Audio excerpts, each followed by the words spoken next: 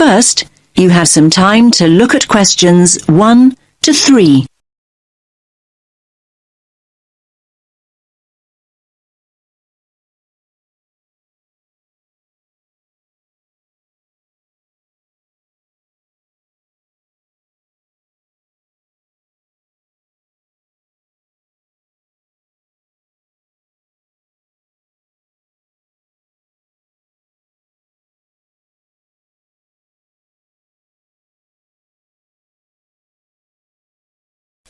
Listen carefully to the first part of the conversation and answer questions 1 to 3.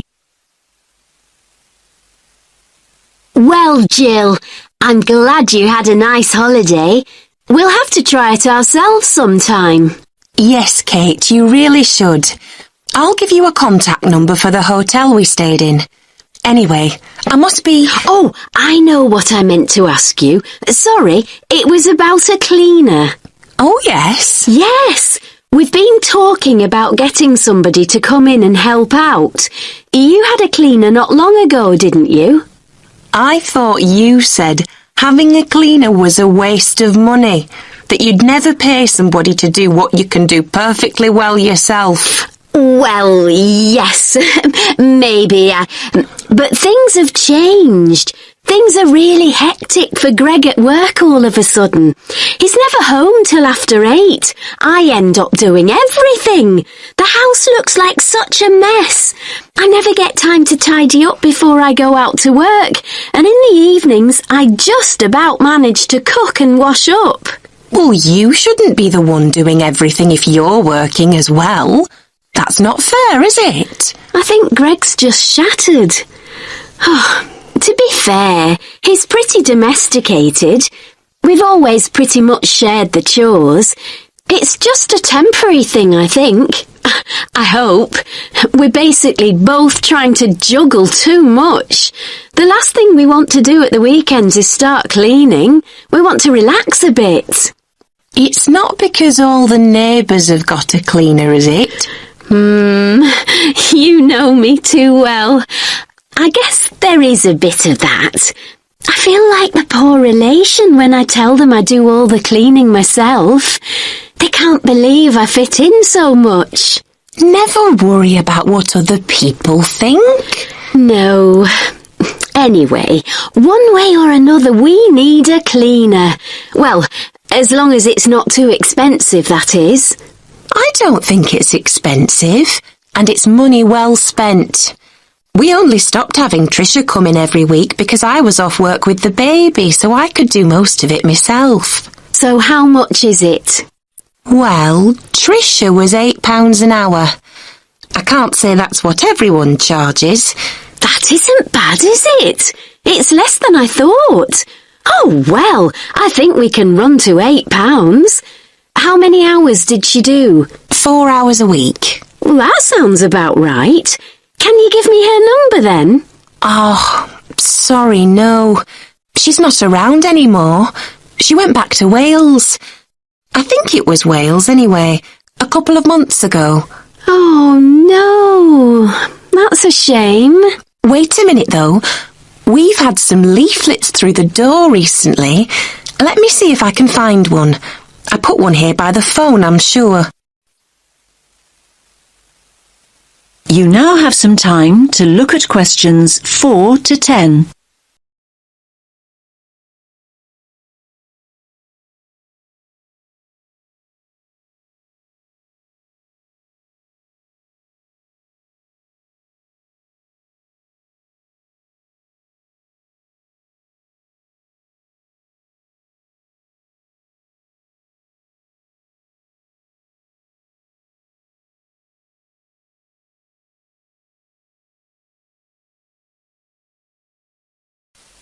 Now listen to the rest of the conversation and answer questions 4 to 10.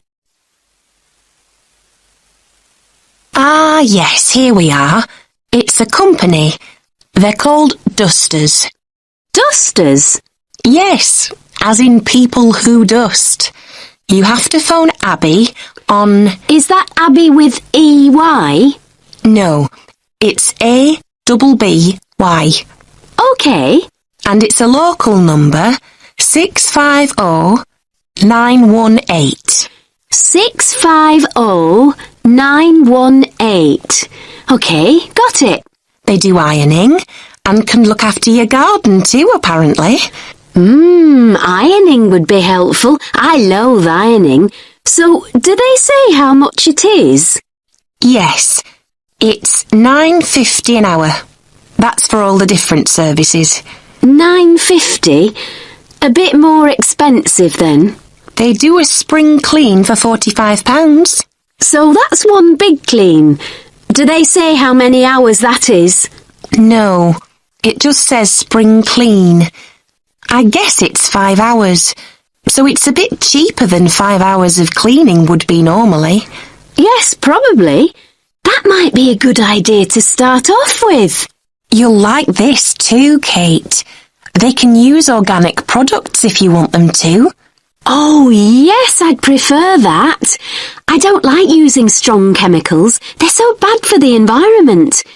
OK, I'll give them a call. Thanks for that. That is the end of section 1. You now have half a minute to check your answers.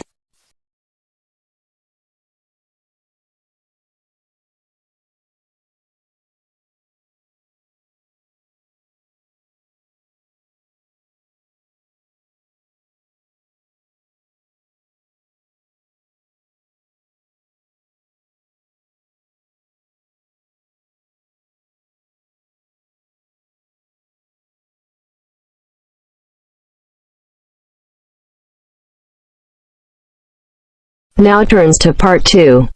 Part 2. You are going to hear a talk about Bell College. First, you have some time to look at questions 11 to 17.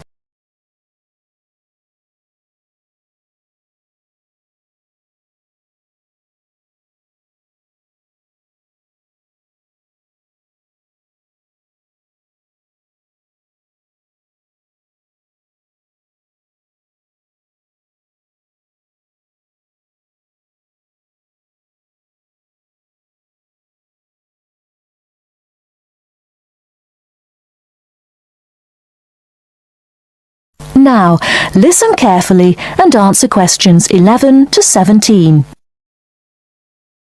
Welcome to Bell College. The aims of the college is to foster the growth of international understanding through the provision of a high-standard educational course. Second, the college is based in a residential setting for adult students from abroad. And last is to make a positive contribution to the development of teaching English as a foreign language. Bell College is one of a group of schools run by the Bell Educational Trust, a non-profit-making educational foundation. The college offers an attractive environment for study and leisure for students aged 18 or over. 160 students live in comfortable single and twin study bedrooms on the campus, and a further 70 or 80 with carefully selected local families. The excellent common room facilities in the college are matched by the extensive gardens and sports fields. Superb academic facilities, including a modern learning centre and library and sophisticated computer networks, are available for students' use in class hours and in the evenings and at weekends. A wide range of courses is offered in 3 areas: the main English programme, teacher training, and English for specific purposes. The teaching staff are highly qualified native speakers with wide experience of working in schools, colleges, and universities in many parts of the world. Living in an international community of 30 or more nationalities is an important part of the Bell College experience. Before you hear the rest of the talk, you have some time to look at questions 18 to 20.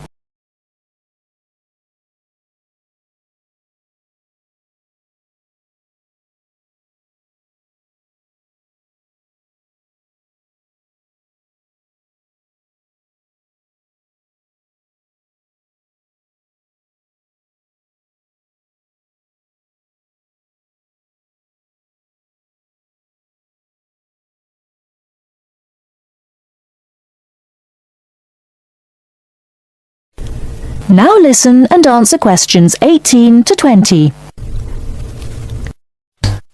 The main English program, teacher training, and English for specific purposes. The teaching staff are highly qualified native speakers with wide experience of working in schools, colleges, and universities in many parts of the world.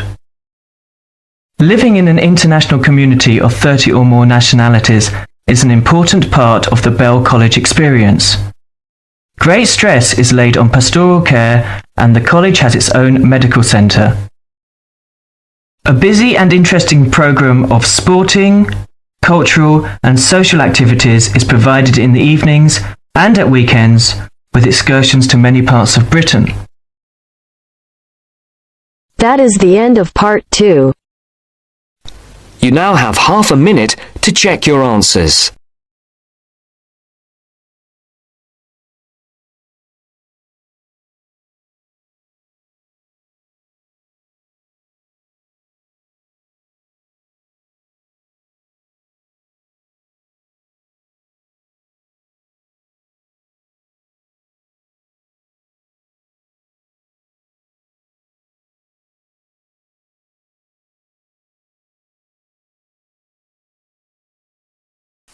Now turn to Section 3. Section 3.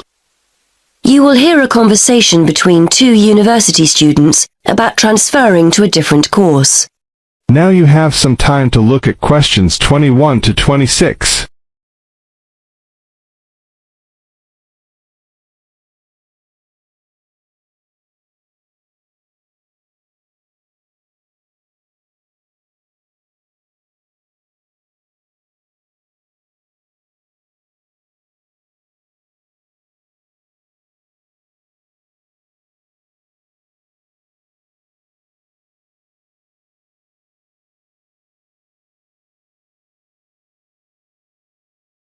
Now listen carefully and answer questions 21 to 26. Hi Graham, how you doing? Hi Judy, I'm fine thanks, and thanks for popping round. I was hoping I could pick your brains about transferring to another course. Yes, I remember you saying you wanted to do something else. Are you planning on staying here, or are you looking to go to a different university? No, I'm happy to stay here. I just feel I need to do something else. How did you go about your transfer? You did History of Art originally, didn't you? That was the course I initially wanted to transfer to. I'd studied art at college and wanted to continue, but my parents persuaded me that English would be more useful, so I took their advice. But I really didn't enjoy it and tried to transfer to History of Art, but the course was full. Anyway, I spoke with the course tutors and they told me about the fine art programme. They thought I had the talent to do it, so that was that. I see. How did your parents take the news? They were okay about it, really. They just want me to do what I enjoy, so everything's fine there. So you're hoping to transfer as well, then? Yes, I think I've given the German course a good try, but I'm not really happy. Most of the other students on the course seem to have at least one German parent, or they've spent a great deal of time in Germany, so their German is much better than mine. We get huge novels to read, and I'm still struggling with the first chapter while they're already finished and writing their assignments. I thought about doing a combined degree, German with another course, as the workload would be less, but in the end, I feel a complete change would be best. One of my other subjects at school was history, and I realise now I'm actually more interested in that. One of my housemates is doing history, and it sounds like a great degree, so I've decided to focus on that. Well, people do transfer, so it's not out of the ordinary. But won't you miss the opportunity to study abroad for a year? You spend year 3 in Germany, don't you? I know. Not only Germany, actually. You have a choice of Germany, Switzerland or Austria. That would be exciting, I know, but that's really the only thing I like about the course. And I can always do some travelling after I've finished my studies. I still don't know what I want to do as far as a career is concerned, so I think it's best I study something I enjoy first and foremost. Anyway, I thought I'd ask you about how you went about your transfer before taking it any further. Before you hear the rest of the conversation, you have some time to look at questions 27 to 30.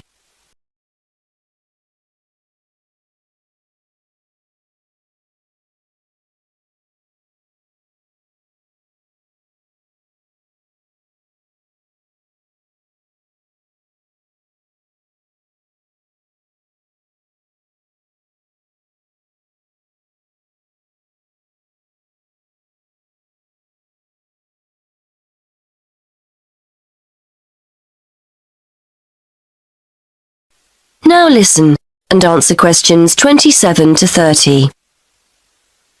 Well, the first thing you have to do is make sure you're clear in your own mind why you want to transfer. You'll need to persuade people that it's a good idea, so get your arguments clear. Then, I'm sure you've already done this, but check what the entry requirements are for history and whether you've got the necessary qualifications. They might be more flexible now you're actually here, but you need to show them you'd be able to keep up with your studies. Well, I've got history qualifications, so I'm hoping that won't be a problem. Who do I have to speak to? Well, they always tell you to speak with your course tutor first, in case there's a way of making the course you're on more appealing to you. But it sounds like you've definitely decided to get out, so I'd go to the careers service next, just to make sure there aren't any restrictions on transferring. It shouldn't be a problem, but it's best to check first. And then there's your funding. I'm no expert, but I would imagine this won't be a problem. German's a 4-year course and history is 3, so you could just start from year 1 next September. If the career service think it's okay and there are no funding problems, go and speak to the admissions tutor in the history department, just to see if they're happy with your qualifications and if there are places. Okay. Well, I'm hoping it'll be okay. I'm planning to transfer at the beginning of next year rather than halfway through this year. Yes, hopefully it'll be all right. If they accept you, it's pretty straightforward after that. It's not like you're going to another university. You just have to complete a form. I think it's called an internal transfer form. Your current head of department and the one for the course you're transferring to have to add their signature as well, and that's it. Well, thanks for that, Judy. I'd better start making my case for transferring, I suppose. That is the end of section 3. You now have half a minute to check your answers.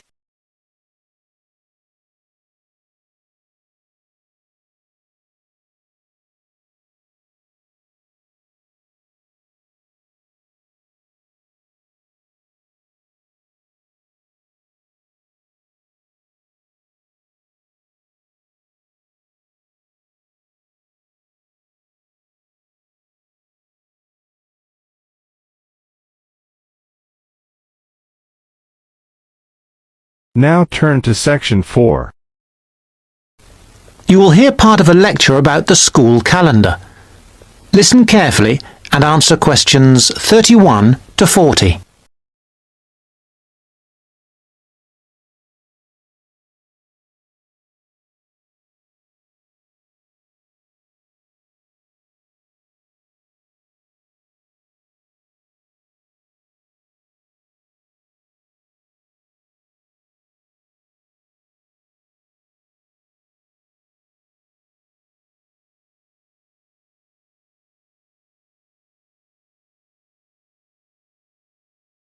Now listen carefully and answer questions 31 to 40. So, having seen that the 6-term system has passed the test of cost-effectiveness, we can move on to the educational aspects of this arrangement.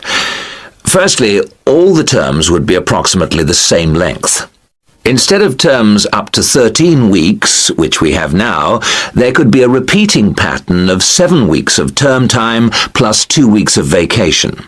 This would be repeated 6 times per year. How does this affect the effectiveness of the educational provision? The most noticeable result would be that the very long summer holiday would be reduced in length. This byproduct of the 6-term system could be beneficial. There's plenty of evidence of huge learning loss by pupils during the summer holidays. By learning loss, we mean the amount that pupils forget or lose during a holiday break. Ashley carried out a number of analyses which showed this conclusively. He investigated 39 studies examining the effects of summer holidays on standardized test scores. His analyses indicated that summer learning loss equaled 2 weeks to 7 weeks of instruction. On average, children's test scores were 3 weeks lower than when they left school in the previous term. He also found differences in the learning loss effect according to subject. The subjects he analysed were reading, writing and maths, and he found that the effect was greatest in maths and reading. Furthermore, although all social groups experienced roughly similar learning loss in the field of maths, the studies found that disadvantaged children showed even greater losses in reading skills. So, the problem of learning loss in traditional schools is clear. However, the results of studies into the six-term system and learning loss are ambiguous. Marchmont found that pupils in six-term schools maintained their test scores after the shorter holiday period.